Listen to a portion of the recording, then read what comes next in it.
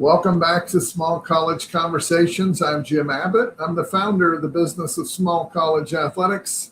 I'm joined today by Jake Daugherty. Jake is the director of collegiate partnerships for Opendorse. Jake, thanks so much for your time today. Yes, sir. Jim, good. Always good to see you. Second time on the show, so happy to be back. Well, you have become a real part of the BOSCA family, so I'm excited for our conversation today because as I'm doing events all over the country, NIL continues to be a conversation that people want to have. And so, part of where I want to start is, or have you start, is to maybe kind of tell us where we've come from inception to where things stand with NIL today. Yeah, so we're actually at this really cool piece of time where we're 5 years into this NIL thing, right? And so I think it's cool to see the growth that we've seen over the past 5 years. And we actually just did a report on this. But when I first started at Opendorse, the conversation was around what's going on at the Division I level. How does this pertain to us at Division II, III, NAI, and NJCAA?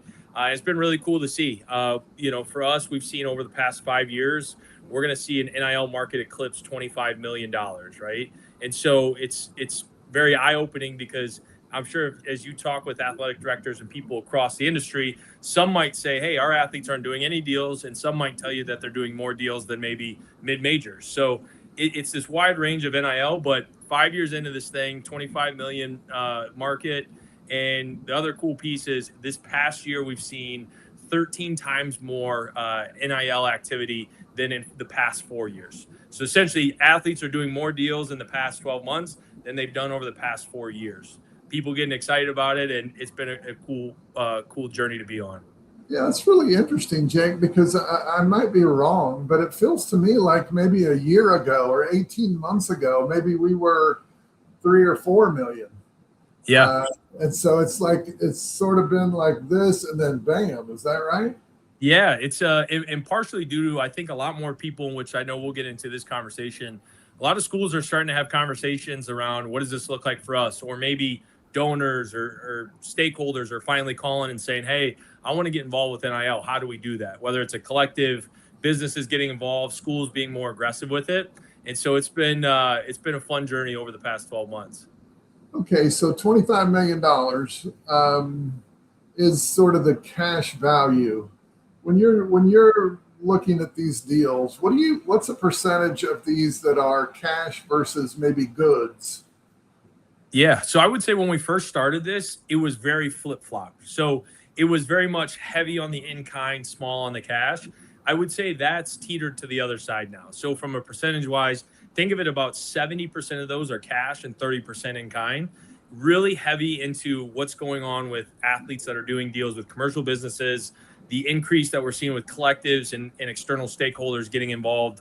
And so really we've seen a lot more cash than in kind deals. And so it's that piece of it's been a big shift from what we've seen over the past couple of years, where you might hear, hey, our athletes are getting a free case of bubbly or whatever it is, right? Those free items. Now we're seeing more schools talk about, hey, how do we build our NIL opportunities for athletes? And then those really transitioning to compensation in the form of cash and helping those athletes. Wow. Well, 70% of 25 million is like $17-18 million in cash. That's less than a Power 4 football budget, I assume, but still, that's pretty substantial. And my guess is we're just going to keep seeing that grow. So, okay, this past summer at the BOSCA convention, we had a great panel talking about NIL. We had a D3 school, an NAI school, a D2 school. So it was a representative of small college athletics. Part of what was talked about in that panel was utilizing a collective.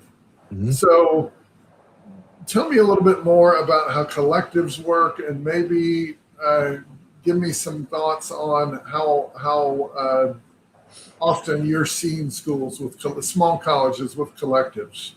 Yeah, I would say it's a very hot topic, right? So I think a lot of times donors are coming to athletic directors or presidents and they're saying, hey, my friends are doing this at this school, or maybe they have a business partner that's doing a collective or part of a collective or donates to a collective or whatever it is.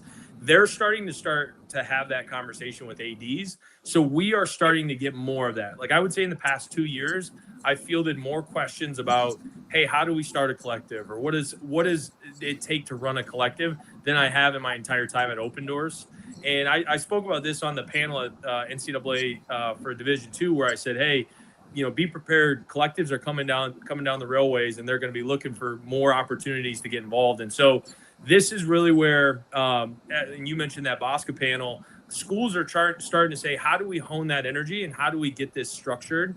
And that's where, like Ryan, who was on our panel at Carthage College, they do a really nice job of working with their collective. And I know Adam talked about what they're doing at Parkside, and then as well as Sam Lee at Cumberland's and some of the stuff they're doing. So it was really that dynamic was cool to see. But in a nutshell, yes, I would say more people are starting to ask the question, hey, I want to get involved. How do we do this? And we have the resources to help. What's the way and vehicle we can do this in? And so a collective, Jake, it's an independent entity, right? Yep. I heard these administrators say they set up an LLC. The entity is outside of the university or inside? It's outside, right? It's its own entity. Okay. Yep. Think of it as like it's an owned and operated business outside of the university. It would be exactly like if you were to go start a small business, but the purpose of that business is to support NIL efforts at that school. Yeah. Okay. Well, I think our next podcast that we record will just be focused on collectives, because I feel like I have a ton of questions there, and some of which I asked in Chicago, and I just find it really very interesting how people are utilizing this. So, okay, we kind of kicked this thing off by saying that we have gone from, barely crawling to sprinting just about these days. And yet I still know there are departments out there, there are administrators out there who are just maybe finally coming around and saying, man, maybe I was wrong. Maybe this is going to be something that I need to be engaged in. So what advice do you give to those people who really have sort of dragged their feet up until this point? Yeah, to your point, Jim, I wouldn't say people are wrong. I would say it's just a different way of viewing how athletics is moving in this space, right? Like think about 20 years ago, if someone came to you and said, hey, you're going to hire a full-time social media department to run your X account, your Instagram, you would say, hey, I don't know about that. I don't know if we're going to be doing that in the next 10 years. And now people are hiring full departments for social media, branding, storytelling, whatever that may be. And NIL is just that next thing and that next phase and opportunity for athletic departments. So I would say people, they're not falling behind purposely. That maybe it's just I don't know where to start. And so my advice to people is always like just have a conversation and start having open dialogue with coaches and athletes. Like I can't tell you how many times I go to a campus and I talk to an athletic director who says, no coaches and no athletes have asked about it. And then you go in a closed door with a coach and they say, I just lost this recruit to this school. We're trying to figure out how to do NIL. I don't want to bring it up to my athletic director because I don't want to get in trouble. And so it's like those kind of conversations over and over again.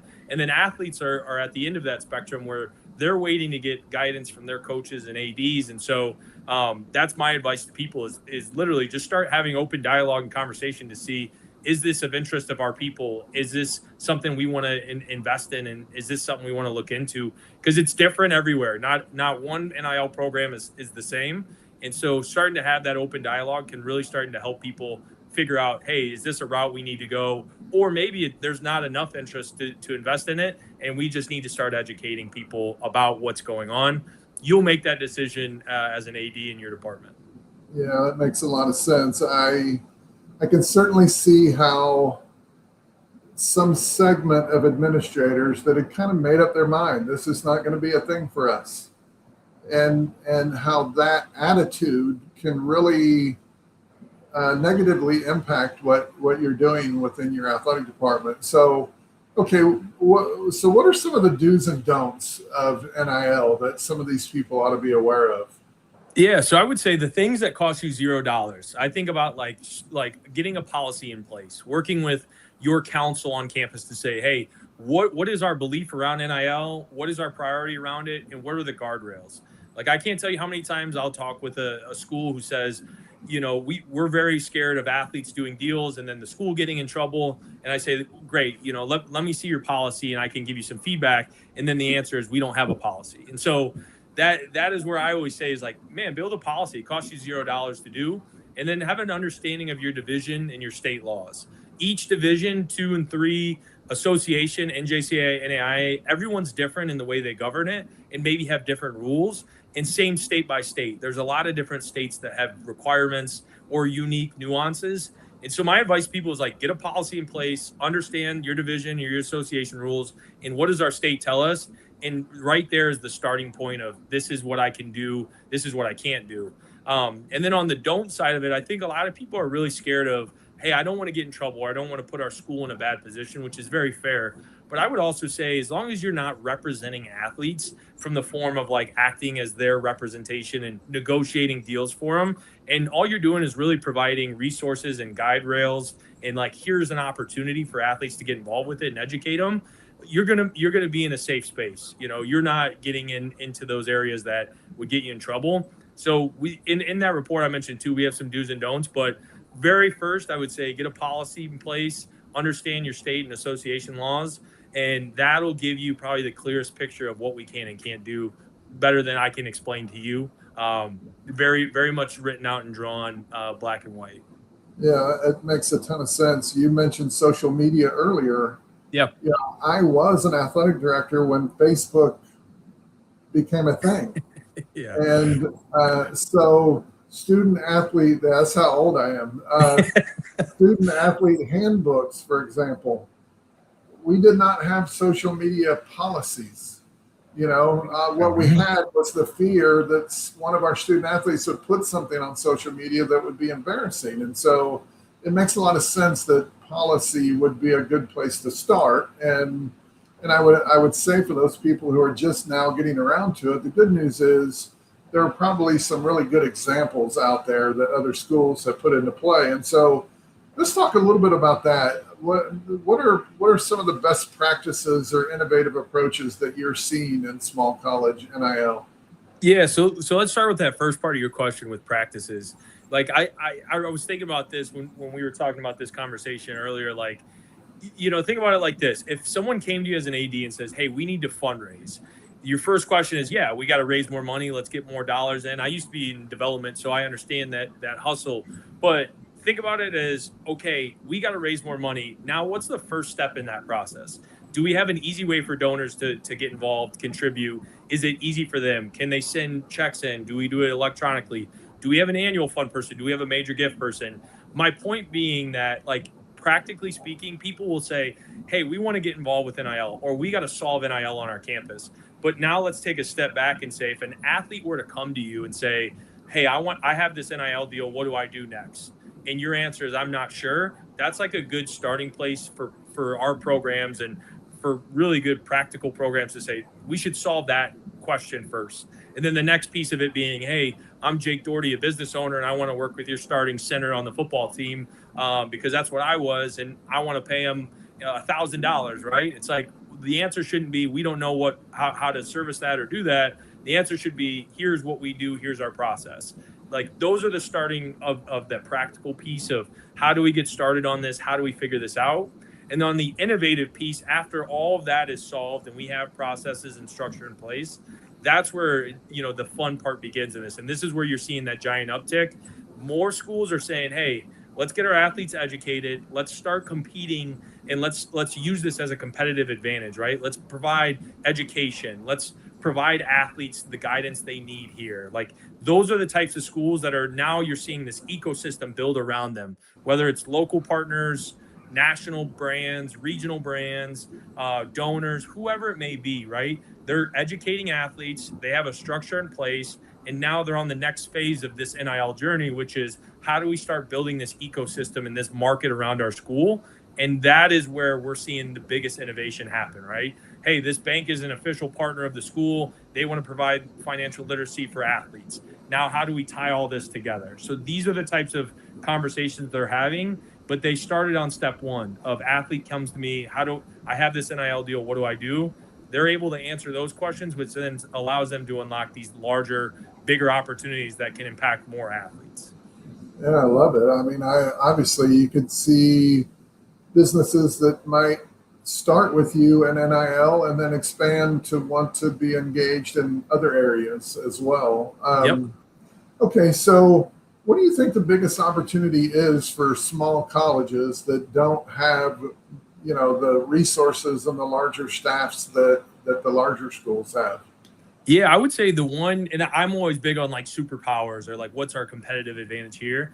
I would say the one thing that small colleges have over, larger institutions is they're closest to the people they're impacting, meaning they can get feedback from athletes, they can get feedback from coaches. There's not this giant staff of people that are in between the athletic director and your starting shortstop on the softball team, right? Yeah. Like they're in the SAC meetings, they're hearing from athletes, so they can implement change and implement feedback faster, right? So when you're a small school, you don't have all these large resources, you can have a conversation for free with your athletes to understand what is priorities to them and how do we enhance that student athlete experience. So one, I think you're able to be flexible, nimble, and make decisions and take feedback and implement it faster.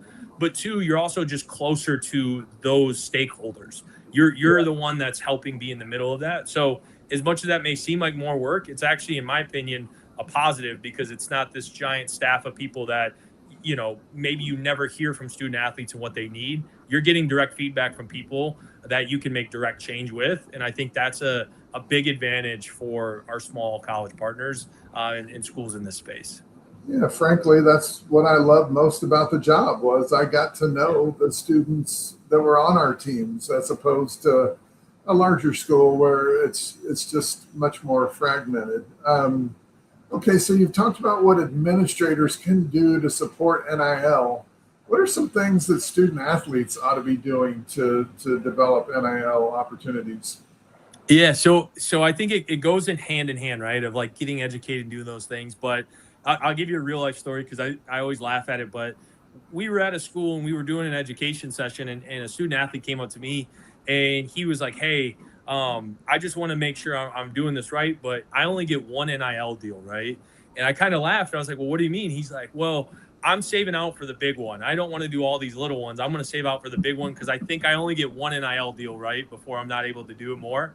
And so we had a good laugh, but I share that to say it's a mental and fundamental shift in student athletes. So forever, coaches, athletic directors, and athletes have been preaching stay off social media. That's how you get in trouble. You don't get caught in a situation, right? And now it's like this giant shift of like, hey, if you want to be good in NIL and you want to have opportunities, we need you to have marketability and grow your branding and be more on social media. So it's going to take time. It's just this shift that's happening in the market. But I would say athletes learning about, hey, what is my value proposition? If someone says, I want to work with you, if someone comes to Jake Daugherty and says, hey, Jake Daugherty, starting Division II football player, I want to work with you. What of value do you have for me and help my business? If I was a student athlete, I'd say, hey, I'm a football guy, right? I study this, but now start thinking about, I have this many followers on these accounts. My market reach is this. I can help your business expand. I can be an ambassador, whatever it is, right? It's helping develop student athletes for that next step in their life where someone who's interviewing them for a job says, Jim, tell me about yourself. What skill set do you have that you could bring to our team? It's kind of the same thing when it comes to NIL, where we educate athletes on if a business wants to work with you, what's the so what? Like, why do they want to do that? And educating athletes now on promoting themselves in those opportunities, they can start getting learned about, hey, what is marketability? What's my social media value? How do I work with businesses? How should I be reaching out to businesses? So there's a lot of good professional life skills in that. But for athletes, it's just learning and getting educated on the space. Yeah, so when you talk about social media, is it just volume? Is it just the more followers, the more valuable you are? It definitely helps. But I also think these athletes that are in these unique communities, like they're also micro influencers in the communities they're in. So you maybe only have 5,000 followers or 10,000, but in your community, that 10,000 might reach way further than somebody that has, all these followers, but there's no engagement. So we know that from the data that we've seen, that athletes' audiences are way more engaged into what they're doing. And so that's where, yes, it helps to have a large following, but also how do you use and grow the following that you currently have, and be able to monetize that for you as an athlete, and maximize your name image like this. There's a lot of education there. It's so interesting because as we're talking, what I'm thinking is, okay, if I have a 15-year-old son and he's maybe starting to get recruited, part of what I need to think about is not only lifting weights and working out and make your grades. Let's start building your social media following so that you can capitalize, if you do get that opportunity to play college athletics. And so it is, to me, just very interesting because it rewards people that have an entrepreneurial mindset. That's really what it is. You and I, we're in sales. We've been fundraisers, we're business development. Yeah. In this case, as is true, even if you have a product you're representing, you're selling yourself. If you're believable and I want to hear your opinion, then there's value in that, right? Yeah, spot on. And I think the thing that always sticks with me is, it equates to like the weight room, right? Like you can have the nicest weights in the world and all this beautiful facility, but they can't lift themselves. And the ones that put the most work in are the ones that are going to get stronger. And so I think about the same thing in NIL, where you reap what you sow. And to your original point about that 15-year-old student athlete and developing their social media, also remember it's that athlete's choice to say, hey, I want to embark in this or I don't want to. And I think that's the cool piece, because we actually were just at a company retreat where we had athletes talk about their NIL journey with our company. And it was really cool. You got to hear some really cool stories. And one of the athletes was doing a lot of deals, but, admittedly said, hey, I probably don't pay as much attention into this as I probably should. And then you have other athletes that are doing deals and it's growing and they're saying, hey, I want to keep doing this, right? So you have athletes on both sides of the spectrum. I think the important thing is to just know that opportunity exists if you want to go do it, to your point, and be entrepreneurial in that journey. Yeah, I think the last advice I would give to young people is you have to be thoughtful about how you're utilizing social media. When I was an athletic director, I would have these young people who would reach out to me and say, I want to be an AD, what should I do? And then I would look at their social media account and there was a picture of them without a shirt, sitting at the lake, drinking beer, doing the kind of fun things that young people do. And part of my advice is, hey, that can't be you anymore. You can't use social media to impress your peers necessarily if you do it in a way that is going to offend potential partners or others. And so anyway, there's a lot of layers to that, but gaining followers is not as simple as creating an account and people will come. You really have to have a strategy on how to do it. Spot on. Okay, so NIL's changed quite a bit and it continues to change, particularly at the Power 4 level. As you look ahead, what developments do you think are going to have the biggest impact on NIL at the small college level? I think it's really going to be, division based, right? I think each division is going to be in unique spots. Like right now, there's the Division 3 working group around NIL, Division 2 legislation that is being pushed forward. There's NAIA, starting to have conversations about this and what does this look like? NJCAA, like you could run down the list. I think each individual division is going to be different. What I would say is just like common themes in them all is, one, I think everyone's saying, hey, how do we not just be defensive with NIL, but let's be on the offensive side of this, right? Let's see, hey, if we want to use NIL as a way that we can help retain and recruit athletes, what does that look like? And like those types of conversations are continuing to have. Or on the flip side, to say, hey, we don't want that to be a part of what our philosophy is as a association or a division. Let's talk about that. And what does that realistically look like for us? So one, I think that conversation happening is going to help provide more clarity for leaders and administrators. And then the second piece of that, though, and the part that I'm excited about is I think there's going to be a lot more innovation than people realize. I think more businesses are starting to ask the question, how do I get involved? More donors, contributors, and people are starting to say, hey, I want to get involved with this NIL thing. How do we do this? I think more schools are saying, hey, we got to get, we want to be top of top of our conference or top of our division. And we want to set the precedent that, we do NIL here. And more athletes are getting educated too. So you're going to see more athletes that are used to being in that NIL arena, in that space, maybe transfer or come to that small college level and say, hey, I've been at insert institution and I was a rev share athlete, or maybe I was doing NIL and now I'm here at a Division 2, 3 NAI and JCAA school, and I'm trying to figure out, hey, how do I take these deals with me to my new school? And so I think athletic directors, whether they realize it or not, they're going to be in a position to say, hey, we got to solve these issues for top quality and athletic talent that can help us. And so that piece of it and that innovative piece, I think, is what I'm excited for, is just the ecosystem is getting smarter and people are starting to have conversations about how do we get ahead of this and how do we actually use this to our benefit as an institution.